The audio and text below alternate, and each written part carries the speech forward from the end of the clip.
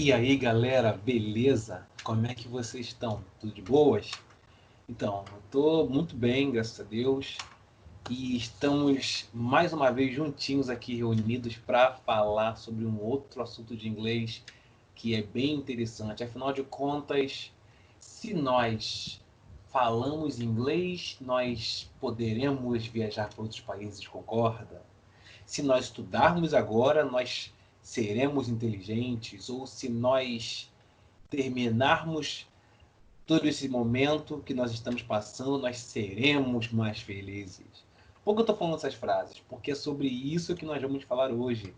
Condicionais. Ou seja, frases, expressões que expressam condição, algo que depende de outra coisa. Antes de entrar no assunto propriamente dito, gostaria de convidar você a curtir esse vídeo para eu saber que você está acompanhando, está gostando. Você se inscrever no canal para não perder as próximas aulas, não perder os próximos vídeos, as novidades. E compartilhar com aqueles que você sabe que gosta, que curte as aulas de inglês, beleza? Show de bola.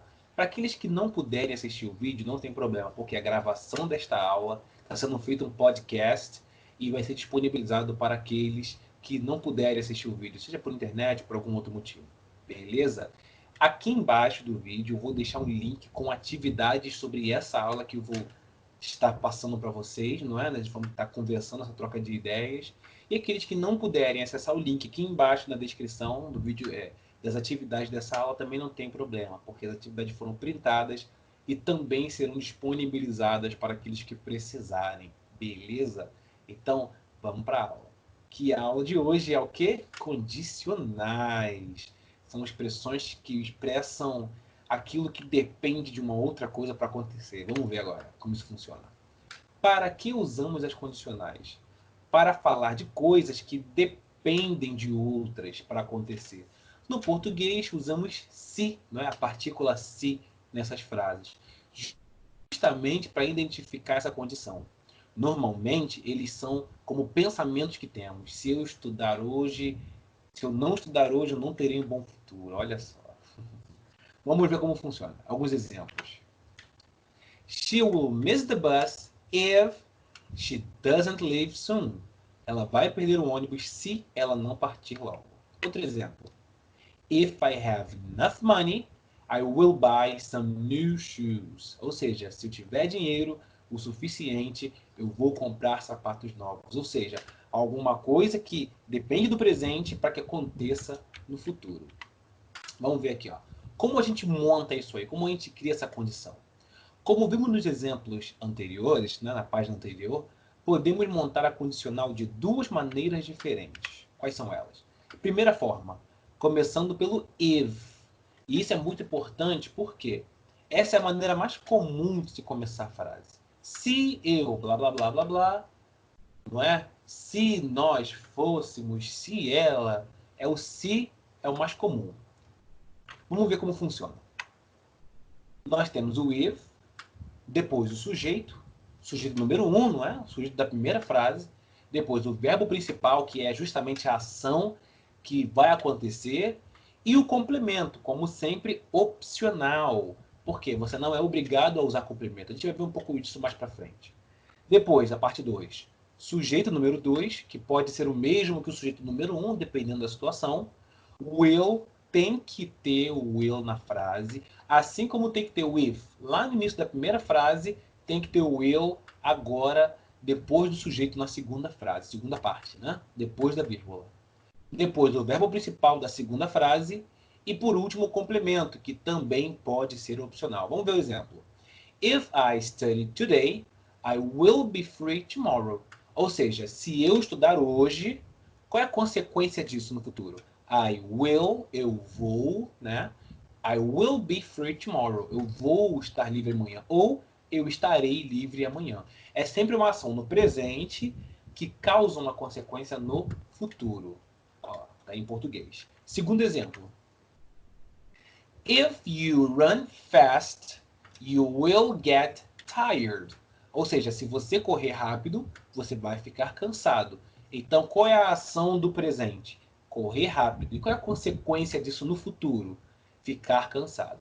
Will é a palavra que marca esse futuro. Se você não colocar will, a frase vai ficar parecendo uma outra condicional, mas não vai ter o sentido dessa primeira condicional, de uma ação no presente com uma consequência no futuro.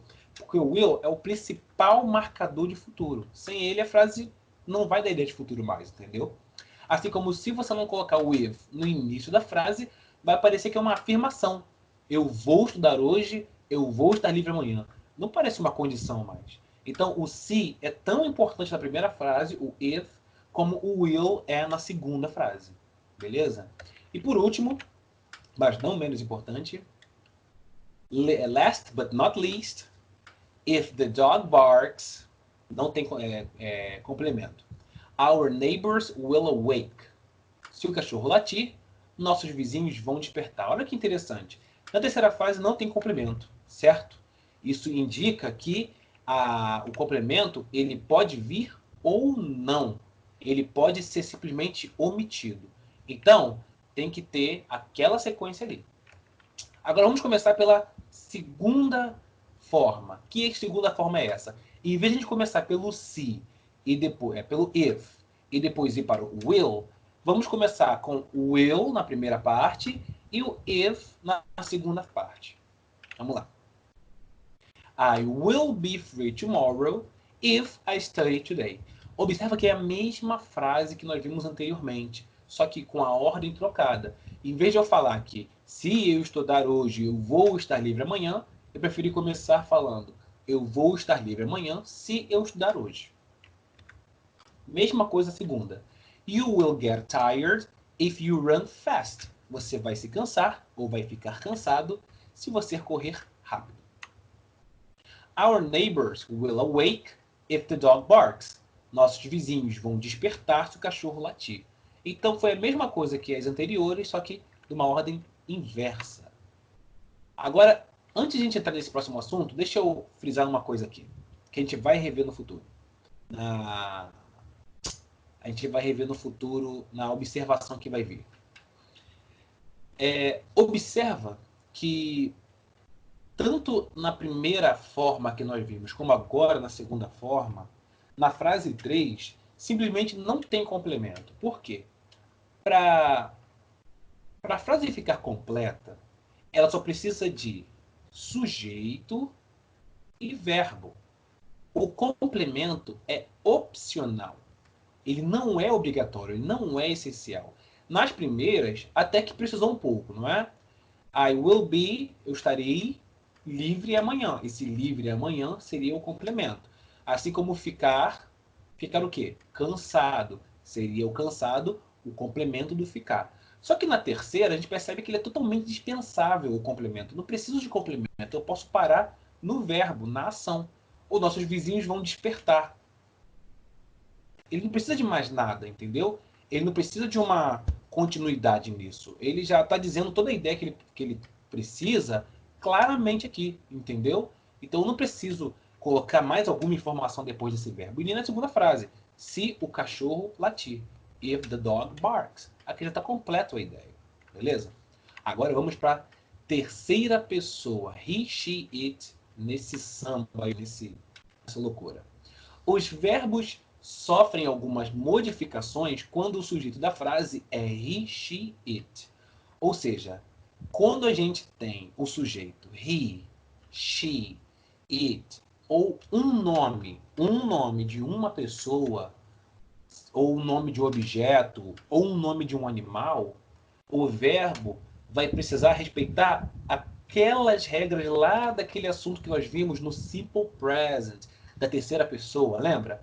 Terminando em consoante mais y, tirando y, e s e tal. Então, ó, aquelas mesmas regras que nós vimos lá atrás, naquela aula de simple present da terceira pessoa, a gente vai ter que respeitar aqui. Porque senão nossa frase vai ficar errada gramaticalmente falando. Então vamos ver aqui, vamos rever as regras. Ó, quando o verbo terminar em consoante mais y, tiramos o y e s. Nós temos aqui alguns exemplos. Quando o verbo terminar em x, ch, sh, o e s, acrescentamos es. A gente não tira nada, só acrescenta es. E quando não for o caso 1, nem o caso 2, nos outros casos, caso 3, devemos acrescentar um s no final do verbo. Lembrando que isso só funciona quando o sujeito é he, it, ou nomes. Como assim nomes? Uma pessoa ou um animal. Por exemplo, nos exemplos que estão aqui nessa página, nós vemos que tem vários nomes, né? Carol, Mom, que significa mamãe, Ronald, Bob, Daniel, my mom, minha mãe, Jack, Cindy, Mary e por aí vai. Então, nesses casos tem nomes de pessoas, mas em todas as frases estamos falando de uma pessoa só. E na última frase, que é o terceiro caso, estamos falando de um cachorro, de um animal. Então, quando é uma pessoa ou um animal no sujeito, ou he, she, it, a gente vai sempre modificar o verbo dentro dessas regras aí. Beleza? Vamos continuar. Quando o sujeito for um nome, vai ser justamente o que eu acabei de falar, vai ser um reforço do que eu acabei de dizer. Quando o sujeito for um nome de pessoa, animal ou objeto, um nome masculino será como he. Um nome feminino será como she. Um nome de animal ou objeto será como it. Agora, quando for o sujeito composto, ou seja, duas pessoas no sujeito, dois animais, dois objetos no sujeito, aí a gente não vai imaginar mais como he, she, it. A gente vai imaginar como they, que significa eles ou elas, beleza? E com eles ou elas, que é o they, a gente não modifica o verbo. O verbo fica exatamente do jeito que ele é originalmente, beleza? Essas três regras só funcionam com he, she, it ou um nome de pessoa no sujeito, um nome de animal. Quando é mais do que isso, essas regras não funcionam. Beleza? Vamos continuar. Importante. Esse fenômeno, modificação do verbo, só acontece na parte do if. Na parte do will, nada acontece, nada muda. Então, isso aqui só vai acontecer naquela parte onde tem o if, no início da frase. Beleza? Se não for no if, não rola nada disso aqui. Continuando. Observações importantes. Quando começamos uma condicional pelo if, colocamos sempre uma vírgula entre a primeira parte com o if e a segunda parte, que é com o will. Quando começamos a frase pelo sujeito e will, ou pela parte do will, não precisamos da vírgula. Os complementos, que é aqueles caras que vêm depois do verbo, não são obrigatoriamente usados. A frase pode ter ou não, como vimos nos exemplos 3, não é? Naquela primeira parte, da primeira forma, e depois na segunda forma. Por isso que ele sempre está entre parênteses na forma. Eles ficam sempre depois do verbo principal nas frases. Agora vamos começar a ver a parte negativa. Nesse assunto a gente não vai entrar na parte interrogativa, porque eu não quero complicar muito para vocês. A gente vai ficar só na parte negativa. Como eu vou expressar uma negação? Por exemplo, se eu não estudar, eu não vou passar. Ou se eu não estudar, eu vou reprovar.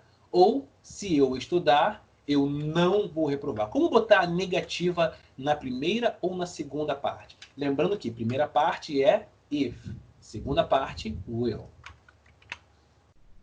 Na frase com if, vamos ver como fica negativa. Usamos o don't sempre que o sujeito for I, you, we, they. Só pode ser esses quatro. Ou quando o sujeito, como eu falei no they, quando for duas ou mais pessoas, dois ou mais animais, dois ou mais objetos. Ele fica, o don't, fica entre o sujeito e o verbo principal. Vamos ver no exemplo. If I don't study, I é o sujeito. Study é o verbo. Ele ficou ali bem entre os dois, não é? If I don't study today, I will be busy tomorrow. Se eu não estudar hoje, eu vou estar ocupado amanhã. Nesse ponto, exatamente onde fica o não no português, fica o não no inglês, não é? Entre o sujeito e o verbo.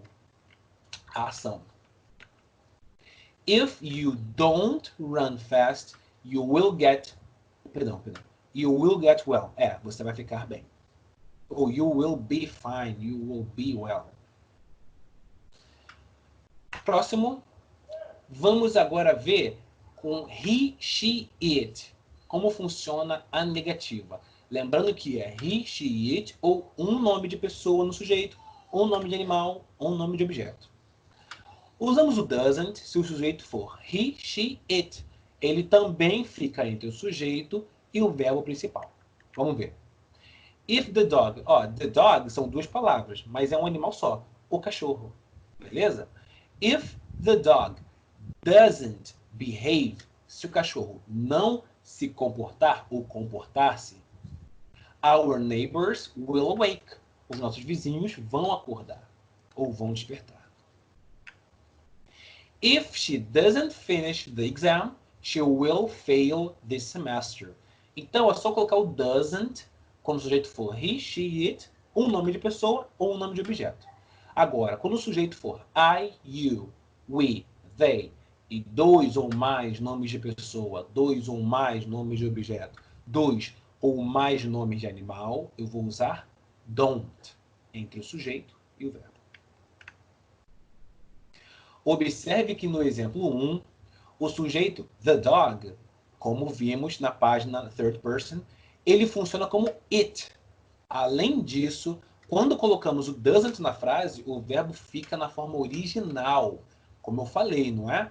O don't e o doesn't, eles são auxiliares de negação. E assim como nós vimos lá atrás na aula de simple present, quando a gente usa o doesn't, o verbo não sofre aquelas 3 modificações, não. Ele fica na forma normal. Por quê? É como se o doesn't já tivesse nele mesmo modificação. Então, se eu falo he works, if he works, he will have money. Se ele trabalhar, ele terá dinheiro. If he works. Por quê? Terceira pessoa, na parte do if, sofre a modificaçãozinha lá. Agora, se eu falo que se ele não trabalhar, if he doesn't work, eu tirei o S. Porque o doesn't, ele anula aquelas 3 regras que nós vimos da terceira pessoa, third person. Agora vamos ver com o will, como fica na negativa. É bem mais fácil. Usamos o not entre o will e o verbo principal. Tome cuidado, porque no português a gente fala o quê? Se eu estudar hoje, eu não vou estar ocupado amanhã. Então, o não fica entre o sujeito e o verbo, não é? Não vou. Eu vou, eu não vou. Agora, no inglês, na parte do will, o not fica depois do will. Tá? No inglês, ele fica depois do will. Ele fica entre o will e o verbo principal. Não fica entre o sujeito e o verbo. Ele fica entre o verbo e... Perdão. Ele fica entre o will e o verbo principal. Ó, I will not be. Will e o be é o verbo principal.